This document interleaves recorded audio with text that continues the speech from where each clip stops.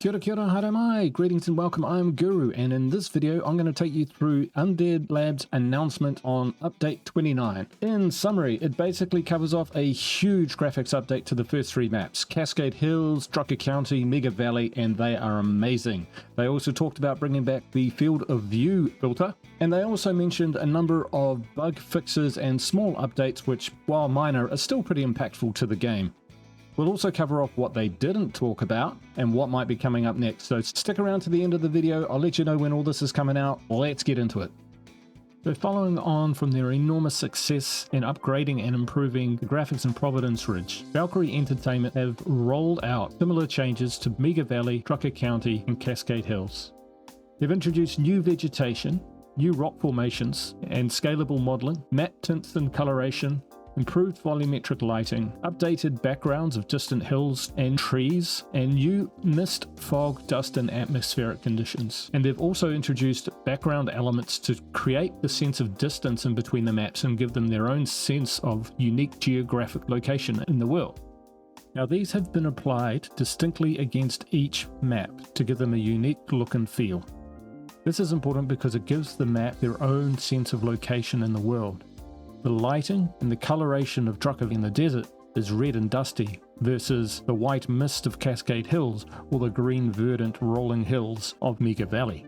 It's important to state here that Undead Labs says that the minimum requirements to play the game will not increase with these new graphical improvements. This is great because I'm at pains to stress just how deep some of these changes go, from textures on the ground to sweeping vistas in the background. Probably the easiest way is to show you. Of all the maps, Drucker County has had the biggest facelift of all.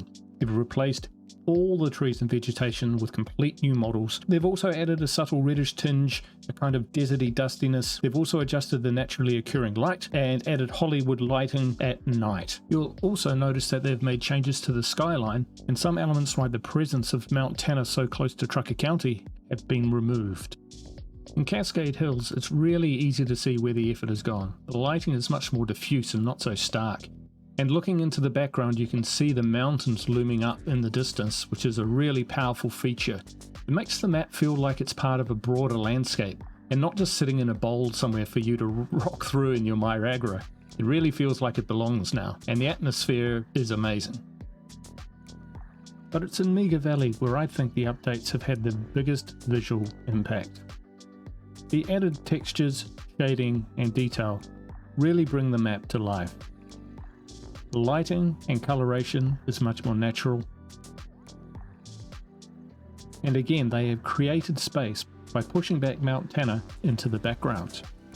Overall, these changes make the maps feel much more authentic, larger, and part of a wider interconnected group of maps as opposed to standalone. I know the movement of Mount Tanner will be a little controversial. I like it myself, but let me know in the comments what you think.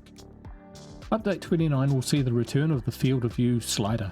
This was supposed to be released in a prior update, however it was not released due to some bugs that they wanted to iron out before releasing to the general public. The field of view slider allows you to zoom into your character or out of your character based on your personal preference. Zooming right in will give you the closest thing that you will ever get to a first-person perspective in this game, while zooming right out gives a more bird's eye view of what's going on around you. The field of view slider can be found in the video options, and what's really great here is it can be increased in 1-point increments all the way from 40 to 100, so 30 in either direction from the default. This allows a high degree of customization for every single player and their own personal preferences. In other minor updates, Undead Labs have added the network and red talon icons to the respective guns in your inventory. They did this to have the guns stand out more so that players don't accidentally scrap these guns by mistake. You will soon also be able to destroy any breakable terrain in the game with a heavy weapon. That includes the low fences, the high fences, and even the windows in buildings. Other minor updates included shotgun spread is now fixed when using aim snap. It was that all the shotgun pellets would travel to a single point. No longer. You will still be able to aim snap with a shotgun, but the pellet spread will be as it should be. A big one for me is the annoying incidents of being stuck after sprinting. Sometimes when you sprint even just a little bit to get past a zombie, your character will lock up and then just stand there. They are fixing that for this update. Lastly, in the lethal zone you will find advanced toolkits in the play card instead of standard toolkits. Undead Labs did say that they were still working on infestations and may be coming out in an update soon. However, what was conspicuously absent was any talk about forever communities, or about outpost defenses, and I know that these are two things which the community is really keen to see in the game in the near future, so let's hope in the next announcement we might hear some more about that. It's incredible what Undead Labs continue to do for a game of this vintage, and we're really lucky to have them. I hope you got everything that you wanted to get out of this video. Please hit a subscribe and a like if you did, because that would really help my channel grow.